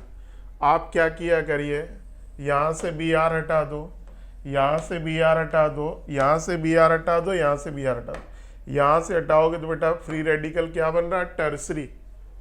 ठीक, या ऐसे समझ लो, देखो बेटा पॉसिबिलिटी क्या है, यहाँ से हट सकता है, यहाँ से यहाँ, ये और ये बेटा पोजीशन सेम है। ये देखो बेटा 2 डिग्री का कार्बन है, ये वाला बेटा 2 डिग्री का कार्बन है, ये बेटा 3 डिग्री का कार्बन है, इसका हाइड्रोजन बेटा 3 डिग्री का है। तो आप सबने बेटा पढ़ा होगा high temperature halogenation, free radical substitution में सबसे ज़्यादा रिएक्टिव कौन होता है, टर्सरी हाइड्रोजन, फिर सेकेंडरी, फिर बेटा क्या होता है प्राइमरी हाइड्रोजन। तो यहाँ से निकालोगे तो बेटा सेकेंडरी निकल रहा है, यहाँ से निकालोगे टर्सरी। तो ये आपका देखो यहाँ से यहाँ पर बी आर जहाँ जुड़ रहा है, आंसर क्या हो गया थर्ड। और इसका बेटा शॉर्टकट क्या है कि चारों जगह से बी आर हटा दो, ठीक, फ्री रेडिकल बना दो। जहाँ पर फ्री रेडिकल बेटा सबसे ज़्यादा स्टेबल होगा वो आपका आंसर। और फ्री रेडिकल की स्टेबिलिटी का order tertiary, then secondary, then primary, then बेटा मिथाइल, ठीक। तो देखो फिर से बेटा आपकी ये रिएक्शन देखो हेलोजेनेशन है in presence of sunlight, free radical substitution का बेटा एग्जाम्पल है, ठीक है ना। फ्री रेडिकल सब्स्टिट्यूशन में बेटा रिएक्टिविटी किससे देखी जाती है, स्टेबिलिटी ऑफ फ्री रेडिकल। जितना स्टेबल फ्री रेडिकल रिएक्टिविटी उतनी ज़्यादा। और इसमें बेटा और सिंपल वे में इसको याद कर लो, सबसे ज़्यादा रिएक्टिव होता है टर्सरी हाइड्रोजन, फिर सेकेंडरी, फिर प्राइमरी। इसमें होता क्या है, हाइड्रोजन हटा के हेलोजन जुड़ता है, तो सबसे ज़्यादा रिएक्टिव होता है टर्सरी हाइड्रोजन, फिर सेकेंडरी, फिर प्राइमरी। तो टर्सरी हाइड्रोजन वाला क्या देगा, मेजर प्रोडक्ट। तो 79 का बेटा थर्ड। आइए 80, 1,2 डाइक्लोरो इथेन है, zero dipole moment. Zero dipole moment कब होगा, जब बेटा दो Cl के बीच में बॉन्ड एंगल कितना हो 180। तो देखो यहाँ पर बॉन्ड एंगल 180 है, यहाँ पर बेटा 60 है, यहाँ पर बेटा 0 है, और यहाँ पर भी बेटा 60 है। तो करेक्ट आंसर बेटा फर्स्ट। दो इक्वल वेक्टर मैग्नीट्यूड में सेम है, अगर डायरेक्शन अपोजिट है 180 पर है, तो रिजल्टेंट बेटा क्या होता है 0। फिर देखो arrange meta nitro chlorobenzene 2,4 di nitro. देखो बेटा क्लोरोबेंजीन न्यूक्लियोफिलिक सब्स्टिट्यूशन नहीं देता है। क्लोरोबेंजीन का Cl just like alkyl allied बेटा रिप्लेसेबल नहीं है। एल्काइल एलाइड की कैरेक्टरिस्टिक रिएक्शन होती न्यूक्लियोफिलिक सब्स्टिट्यूशन, आइदर SN1 और SN2। SN1 कौन देता है, टर्सरी वाला। SN2 कौन देना पसंद करता है, प्राइमरी एल्काइल एलाइड। लेकिन एराइल एलाइड न्यूक्लियोफिलिक सब्स्टिट्यूशन नहीं देते हैं।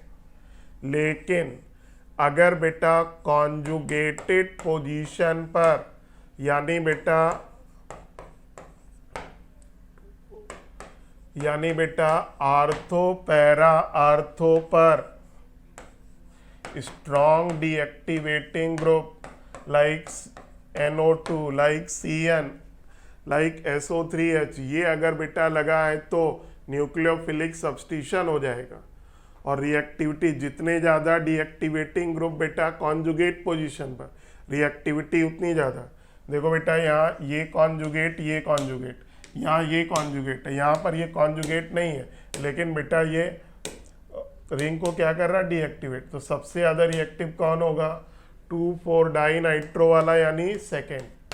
उसके बाद कौन होगा, थर्ड। उसके बाद बेटा कौन होगा, फर्स्ट। Second, third, first. 81 का थर्ड।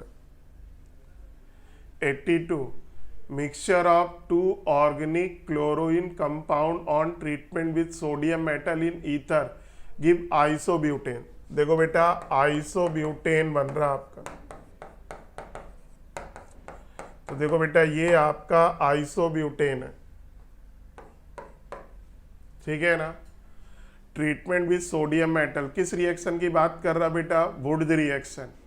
तो देखो वुड्स रिएक्शन अगर मिथाइल क्लोराइड और प्रोपाइल क्लोराइड कराओगे तो बेटा ब्यूटेन बनेगा। यहां पर प्रोडक्ट बेटा क्या होगा, butane. Methyl chloride ethyl chloride लोगे तो बेटा प्रोपेन बनेगा। ये भी आपका आंसर नहीं है। आइसोप्रोपाइल क्लोराइड लोगे तो देखो बेटा आइसोप्रोपाइल क्लोराइड जैसे ये है आपका, ठीक। Isopropyl chloride and ethyl chloride लोगे C2H5Cl, तो बेटा इन दोनों से क्या बनेगा, आइसोपेंटेन बन जाएगा। आइसोपेंटेन बनेगा। ये भी आपका आंसर नहीं, आपको तो ये चाहिए ना। तो इसके लिए देखो आइसोप्रोपाइल क्लोराइड, ये आपका आइसोप्रोपाइल क्लोराइड हो गया। मिथाइल क्लोराइड तो यहाँ से देखो बेटा Cl हटेगा, तो यहाँ पर बेटा क्या आ जाएगा, CH3 आइसोब्यूटेनियम। तो बेटा 82 का आंसर 4। तो पहले में देखो बेटा ब्यूटेन बनेगा, दूसरे में प्रोपेन बनेगा, यहाँ देखो तीसरे में 3 और 2 5 कार्बन हो नहीं सकता, तो करेक्ट आंसर बेटा 4। फिर देखो ऑर्गेनिक हैलाइड, यहाँ बेटा थोड़ा सा करेक्शन है, C2H4 नहीं, C3H4 नहीं है, C2H4Cl2 है। तो देखो बेटा दो पॉसिबिलिटी है, CH3 CHCl Cl हो सकता है, या बेटा CH2Cl CH2Cl, ये दो पॉसिबिलिटी है बेटा, ठीक है ना। इसको बेटा जेम डाइहैलाइड बोलते हैं, इसको बेटा विस डाइहैलाइड। अब देखो ये क्या कह रहा है, gives an unsaturated hydrocarbon on treated with alcoholic KOH। अगर बेटा इसकी एल्कोहलिक KOH से रिएक्शन कराओगे, इसके रिस्पेक्ट में ये अल्फा ये बीटा, इसके रिस्पेक्ट में ये अल्फा ये बीटा, प्रोडक्ट बेटा क्या होगा, एसिटिलीन। इसमें बेटा अगर आप देखोगे तो प्रोडक्ट आपका यहाँ पर भी क्या बनेगा, एसिटिलीन बनेगा, क्योंकि इसके रिस्पेक्ट में देखोगे बेटा, इसके रिस्पेक्ट अल्फा बीटा, इसके रिस्पेक्ट में देखोगे अल्फा बीटा, ठीक। अब देखो इन्होंने क्या बोला, तो दोनों बेटा बना रहे, but ethanol on reaction with aqueous KOH। अगर बेटा इसकी एक्वस KOH से रिएक्शन कराएं, तो एक्वस KOH से रिएक्शन कराओगे तो Cl की जगह बेटा क्या आएगा, OH। एक कार्बन पे 2 OH बेटा नहीं रह सकते, हाईली अनस्टेबल, वाटर निकलेगा तो बेटा एस्टल्डिहाइड बन जाएगा, एथेनॉल बन जाएगा। लेकिन बेटा इसकी अगर एक्वस KOH से रिएक्शन कराओगे तो बेटा Cl की जगह क्या आएगा, OH, एथिलीन ग्लाइकॉल बनेगा। तो इधर बेटा एथिलीन ग्लाइकॉल बनना, इधर एल्डिहाइड, तो आप कौन सा ढूंढ रहे हो, एल्डिहाइड वाला, तो ये आपका करेक्ट आंसर है 83 का first. 84, rate of nitration of toluene is greater than benzene, सही है बेटा।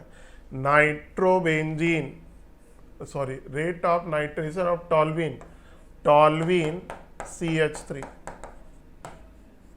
देखो बेटा टॉल्वीन में जो CH3 है रिंग को एक्टिवेट करता है +I और हाइपर कॉन्जुगेशन के कारण रिंग एक्टिवेट हो रही, तो बेटा रिएक्टिविटी ज़्यादा होगी। तो पहला statement, rate of nitration of benzene is almost same as that hexadeuteronitrobenzene, बिल्कुल सही। अगर बेटा सब जैसे यहाँ पर क्या है, ये आपकी बेंजीन है, यहाँ H है, हेक्साड्यूट्रो में क्या होगा, हेक्साड्यूट्रो में क्या होगा, हर जगह क्या हो जाएगा बेटा, D आ जाएगा। उससे बेटा रिएक्टिविटी पे कोई खास फर्क नहीं पड़ता, तो ये सही है। Rate of nitration of benzene is greater then, तो ये गलत है बेटा। नाइट्रेशन इज इलेक्ट्रोफिलिक सब्स्टिट्यूशन, बेटा सही है। Nitration, sulphonation, Friedel Crafts, alkylation, Friedel Crafts, acylation, halogenation, सब बेटा किसका एग्जाम्पल है, ESR। तो इसका आंसर बेटा A सही है, B सही है, D सही है, ABD। उसके बाद देखिए बेटा मोल कॉन्सेप्ट का क्वेश्चन है, ये कह रहे हैं बताइए नाइट्रिक एसिड का कितना वॉल्यूम उतने से रिएक्ट करेगा। तो जरा देखो बैलेंस इक्वेशन क्या कह रही, 4 मोल HNO3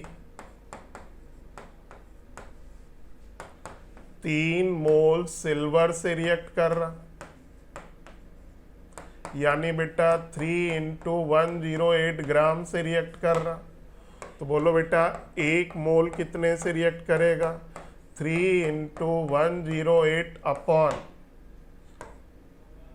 4 हो जाएगा, इतने ग्राम से रिएक्ट करेगा। अब आइए जरा, आपके पास HNO3, लेट HNO3 बेटा हमने कितना ले लिया, x ml।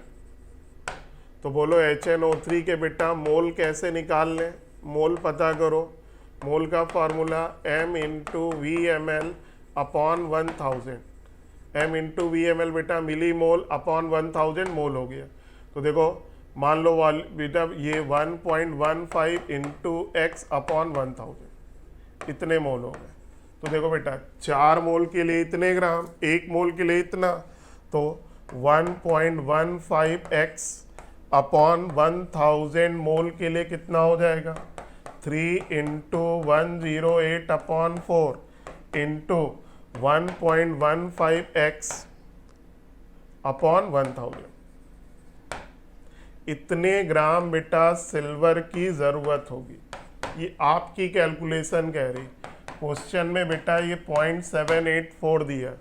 अब सॉल्व करो बेटा, तो देखो ये कितना हो जाएगा 27, ठीक है ना।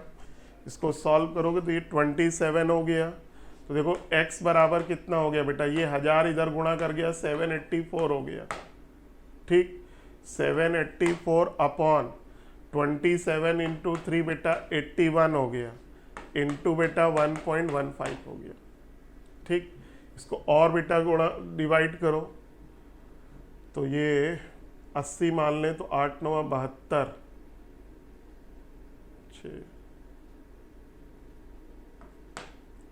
784 3 6 18।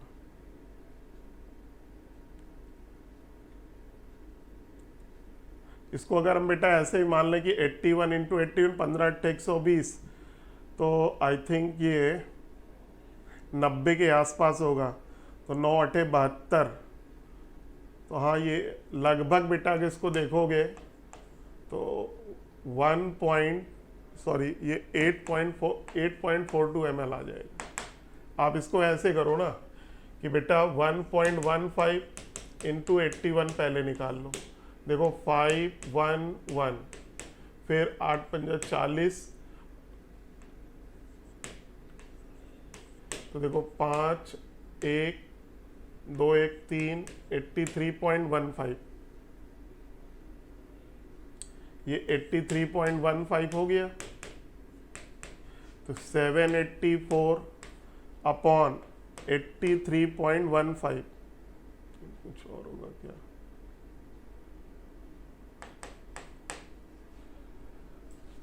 एट्टी 83.15 हुआ। अब इसको अगर आप देखो तो 83.15 नहीं होगा, ज़्यादा होगा, 81।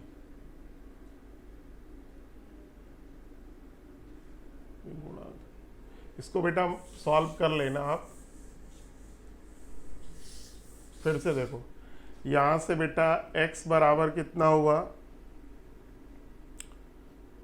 784 अपॉन 81 इंटू 1.15, ठीक है।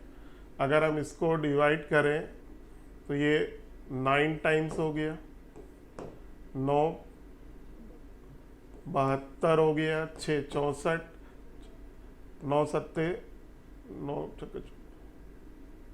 63, लगभग ये हो जाएगा।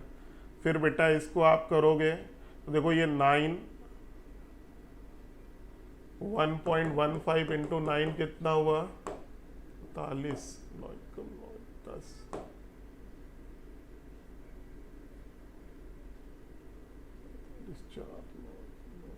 13 हो गया, 9 10.35 हो जाएगा, 87 अपॉन 10.35। तो देखो अगर 10 भी मान ले तो बेटा 8.7 आ रहा, तो लगभग ये बेटा 8.42 ml आ जाएगा। कैलकुलेशन है थोड़ा सा। नेक्स्ट आइए, देखो बेटा ये इसका नाम बेटा क्या है, फेरस सल्फाइड। तो देखो यहाँ पर बेटा आयरन +2 में है, सल्फर बेटा -1 में है, यहाँ आयरन बेटा +3 है, सल्फर बेटा +4 है। तो देखो बेटा आयरन Fe++ से बेटा Fe++ में जा रहा, एक के लिए चेंज बेटा कितने का, 1, और एटम भी यहाँ पर देखो कितने एटम है, 1, आयरन में चेंज हो गया 1 का। अब देखो S- से बेटा क्या बन रहा, SO2, ठीक है ना। S2 डबल माइनस है एक तरीके से। तो देखो यहाँ पर ऑक्सीडेशन नंबर -1, यहाँ +4। एक के लिए चेंज बेटा कितने का 5, 2 के लिए कितना हुआ 10। तो देखो बेटा total change N1 plus N2 1 plus 10 बेटा कितना हो गया 11। तो आंसर हो गया m/11। 87 order of reaction can be 0 and even a fraction. सही बात है, ऑर्डर बेटा 0 हो सकता है, फ्रैक्शन हो सकता है, निगेटिव हो सकता है, 3 से ज़्यादा भी पॉसिबल है। But molecularity cannot be 0 non integral. Molecularity की बेटा केवल 3 वैल्यू होता है, आइदर 1, आइदर 2, आइदर 3। ये बेटा सही है। Order is applicable to elementary as well as complex. बिल्कुल सही है। ऑर्डर बेटा एलिमेंट्री रिएक्शन का भी होता है, कॉम्प्लेक्स का। कॉम्प्लेक्स में कैसे निकालते हैं, जो बेटा रेट डिटर्मिनिंग स्टेप होता है उसकी मॉलिक्युलरिटी को ऑर्डर मान लेते हैं। मॉलिक्युलरिटी एप्लीकेबल एलिमेंट्री बेटा ये भी सही है। तो दोनों स्टेटमेंट सही है। तो बेटा कौन सा हुआ, दोनों वाला 4th।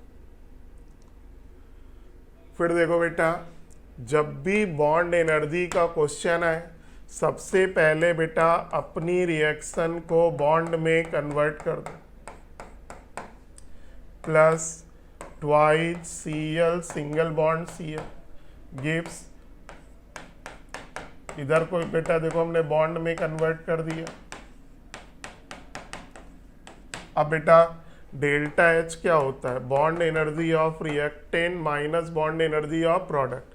अब देखो यहाँ पर बेटा 4 इंटू CH बेटा कितना है 414 प्लस 2 Cl इंटू Cl बेटा कितना है 243 है। ये हो गया रिएक्टेंट। प्रोडक्ट में बेटा 2 इंटू 414 CCl बेटा कितना है 2 इंटू 150 प्लस ये बेटा क्या होगा 2 इंटू 432। ठीक है बेटा, जोड़ घटा लो, प्लस 150 किलो जूल आ जाएगा। सिंपल जोड़ना घटाना है और कुछ नहीं है। फिर देखो बेटा isothermal expansion of ideal gas है एंट्रोपी का फार्मूला। आप सबने जो बेटा वर्क का फार्मूला पढ़ा है उससे टेम्परेचर हटा दो, माइनस को प्लस कर दो, एक्सपेंशन में किसका फार्मूला हो गया बेटा आपका एंट्रोपी का। तो 2.303 NR log V2/V1 final upon initial. अगर आप कभी कंफ्यूजन हो जाए कि ऊपर कौन नीचे कौन, ऊपर हमेशा हायर वैल्यू, नीचे हमेशा लोअर वैल्यू, ठीक। और एक्सपेंशन में एंट्रोपी बेटा प्लस, कंप्रेशन में बेटा एंट्रोपी माइनस। फिर देखो बेटा n प्लस एल रूल लगा लो। देखो n बराबर 4, l बराबर 2। यहाँ n प्लस एल बेटा कितना है 6। कौन सी ऑर्बिटल है बेटा 4d। यहाँ पर देखो बेटा n प्लस एल कितना है 4s। फिर बेटा यहाँ देखो n प्लस एल कितना है 5। कौन सा है बेटा 3d। n प्लस एल बेटा यहाँ पर 3 प्लस 1 4। कौन सा है बेटा 3p है। ठीक। अब देखो बेटा energy directly proportional multi electron system में n प्लस एल, तो सबसे ज़्यादा एनर्जी बेटा किसकी हो गई 4d। ठीक ठीक। तो देखो बेटा सबसे ज़्यादा 4d की, फिर बेटा किसकी होगी 3d की। 4d के बाद अब देखो यहाँ पर n प्लस एल बेटा सेम, तो जब n प्लस एल सेम होता है तो जिसका n ज़्यादा बेटा उसकी एनर्जी ज़्यादा। 4s 3p आंसर बेटा first. 91 which of the valence electron के लिए देखो phosphorus atomic number 15 1s2 2s2 2p6 3s2 3p3। देखो ये आपका बेटा वैलेंस इलेक्ट्रॉन है। ठीक, वैलेंस इलेक्ट्रॉन है। तो देखो बेटा s बराबर हाफ, ये तो हो ही नहीं सकता। तो इनके लिए देखो बेटा n बराबर 3, l बराबर 0, m बराबर 0, s बराबर प्लस माइनस हाफ। तो देखो n बराबर 3, l बराबर 0 का केवल ये है, तो s है नहीं, तो बेटा इसके लिए नहीं। अब जरा इसमें आ जाओ, n बराबर 3, L बराबर 1, 2 ऑप्शन है। अब आइए बेटा इसमें P में, तो देखो M बराबर बेटा क्या होगा, -1 0 +1, देखो -1 0 +1। अब 3 इलेक्ट्रॉन बढ़ो, 1 2 3, तो M देखो बेटा M बराबर -1 +1 दोनों हो सकता है, ठीक, यहाँ तक दोनों हो सकता है, लेकिन चूंकि आपका इलेक्ट्रॉन क्लॉकवाइज में है तो हम बेटा क्लॉकवाइज के लिए S क्या लेते हैं, +1/2, 91 का थर्ड। भाई इसके लिए भी +1/2 होगा, इसके लिए भी +1/2 होगा, इसके लिए भी बेटा क्या होगा, +1/2। नेक्स्ट आइए, हाईएस्ट इलेक्ट्रिकल कंडक्टिविटी, बेटा डिपेंड किस पे करता है, नंबर ऑफ आयन पे, ठीक, जितने ज़्यादा आयन, तो देखो एसिटिक एसिड बेटा वीक एसिड है, क्लोरो एसिटिक एसिड बेटा उससे ज़्यादा स्ट्रांग है, फ्लोरो उससे ज़्यादा स्ट्रांग है, यहाँ डाई फ्लोरो सबसे ज़्यादा स्ट्रांग। जो एसिडिक स्ट्रेंथ का ऑर्डर होता है, अगर 4 वीक एसिड है, कंडक्टेंस का ऑर्डर पूछ रहा, तो जो एसिडिक स्ट्रेंथ का ऑर्डर वही बेटा कंडक्टेंस का भी ऑर्डर होता है, चाहे वीक एसिड हो या वीक बेस। 4 3 2 1, 92 का 4। आइए 93, heat of hydration, smaller is the size of cation, higher will be heat of hydration. Top to bottom जाने पर साइज बेटा क्या होता है, इंक्रीज, तो सबसे छोटा size calcium ion, then strontium, then barium. उसके बाद आ जाइए बेटा, which of the following halogen does not Beilstein test, बेटा क्लोरीन देता है, ब्रोमीन देता है, आयोडीन देता है, फ्लोरीन बेटा नहीं देता है, रट लीजिए। फिर देखिए बेटा, predict order of reactivity SN2, SN2 में बेटा क्या देखा जाता है, स्टेरिक एंट्रेंस, एल्काइल ग्रुप का साइज जितना छोटा, स्टेरिक एंट्रेंस उतना कम, रिएक्टिविटी उतनी ज़्यादा। तो इन अगर चारों में देखो तो सबसे छोटा बेटा एल्काइल ग्रुप का साइज का है फर्स्ट में, यहाँ पर देखो बेटा 2 फिनाइल चारों तरफ से कवर कर लेंगे, यहाँ 1 फिनाइल 1 मिथाइल कवर कर लेंगे, यहाँ बेटा 2 फिनाइल मिथाइल, तो सबसे ज़्यादा रिएक्टिव कौन होगा, फर्स्ट के बाद बेटा थर्ड। क्यों, देखो बेटा यहाँ 2 रिंग है, यहाँ मिथाइल, यहाँ देखो ये बेटा कॉमन हो गया, ये बड़ा साइज है, ये छोटा साइज है, तो इसकी रिएक्टिविटी ज़्यादा होगी। फिर बोलो बेटा कौन आया, सेकेंड और 4 में बेटा सेकेंड, क्यों, देखो यहाँ पर रिंग कॉमन है, यहाँ extra methyl extra steric entrance, तो लीस्ट बेटा कौन होगा, फोर्थ। 1 3 2 4, 95 का 4। और अगर बेटा यही SN1 का ऑर्डर, ये SN2 का ऑर्डर हुआ, अगर यही बेटा SN1 का ऑर्डर होता तो बेटा हम क्या देखते हैं, स्टेबिलिटी ऑफ कार्बोकेटाइन, सबसे ज़्यादा कार्बोकेटाइन किसका स्टेबल होता, 4 का, 4 के बाद किसका होता, 2 का, 2 के बाद किसका होता, 3 का, 3 के बाद किसका होता, 1 का, ठीक, उसका उल्टा ऑर्डर हो जाता बेटा। Which of the following will highest pH, देखो बेटा KCl NaCl, salt of strong acid strong base, ना तो केटायन हाइड्रोलाइज होगा ना एनायन, सॉल्यूशन इन दोनों का कैसा होगा, न्यूट्रल होगा, तो बेटा पीएच क्या होगी, 7। Copper sulphate cupric ion, sulphate ion से बना है, इसकी हाइड्रोलिसिस नहीं होगी, इसकी हाइड्रोलिसिस होगी, और ये हाइड्रोलिसिस पे क्या प्रोड्यूस करेगा, H+, नेचर कैसा होगा, एसिडिक, पीएच बेटा क्या होगी, <7, इसका नेचर एसिडिक। आप इसको शॉर्ट में ऐसे भी कह सकते हो, कॉपर सल्फेट बेटा किसका सॉल्ट है, weak base strong acid, nature कैसा हुआ, acidic. Na2CO3, 2Na+CO3 double minus, ये बेटा हाइड्रोलाइज नहीं होगा, ये हाइड्रोलाइज होगा, हाइड्रोलिसिस पे क्या प्रोड्यूस करेगा, OH-, नेचर कैसा होगा, बेसिक, पीएच क्या होगी बेटा, <7, ठीक। या इसको आप ऐसे कह लो, ये किसका सॉल्ट है बेटा, NaOH और बेटा कार्बोनिक एसिड का, NaOH कार्बोनिक एसिड का, वीक एसिड स्ट्रॉन्ग बेस का है, नेचर कैसा होगा, बेसिक। 96 का third. 97 largest freezing point depression I/C देखा करो बेटा, क्या देखा जाता है, I/C। देखो बेटा इसका वांट ऑफ फैक्टर 2 × 0.1, 1 × 0.1, 3 × 0.1, 5 × 0.1, 3 × 0.1। तो सबसे ज़्यादा डिप्रेशन बेटा किस में होगा, थर्ड में। अगर ऑर्डर पूछे तो सबसे ज़्यादा थर्ड में डिप्रेशन होगा, फिर फोर्थ में, फिर फर्स्ट में, फिर अगर पूछा जाए फ्रीजिंग पॉइंट लोवेस्ट किसका होगा, आंसर होगा थर्ड। फ्रीजिंग पॉइंट हाईएस्ट किसका होगा, आंसर होगा second. 98 H2 plus Cl2 give 2HCl। तो देखो बेटा आपको डाटा किस में दिया है, लीटर में, आंसर किस में पूछ रहा, मोल में। इसको बेटा मोल में कन्वर्ट कर लो। T बराबर 0, हाइड्रोजन देखो बेटा 1 मोल है, ये बेटा 0.5 मोल है, ये 0। क्लियरली दिख रहा बेटा इसके 1 मोल के लिए 1 मोल चाहिए ये, और ये कितना बनेगा 2 मोल। तो 1 के लिए बेटा 1 चाहिए, यहाँ है कितना 0.5, तो ये बेटा क्या हुआ, लिमिटिंग रिएजेंट। HCl कितना बनेगा कौन डिसाइड करेगा, लिमिटिंग रिएजेंट। क्या दिख रहा, 1 मोल Cl2 से 2 मोल बेटा क्या बन रहा, HCl। तो बोलो बेटा 0.5 से कितना बनेगा, 2 इंटू 0.5, आंसर हो गया 1 मोल। 98 का 1,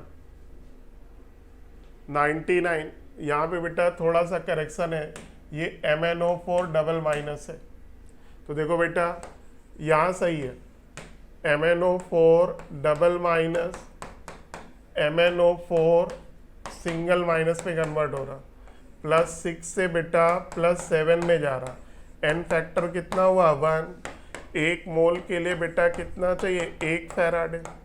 ठीक, तो 0.1 मोल के लिए कितना चाहिए, 0.1 मोल के लिए बेटा कितना चाहिए, 0.1 फैराडे।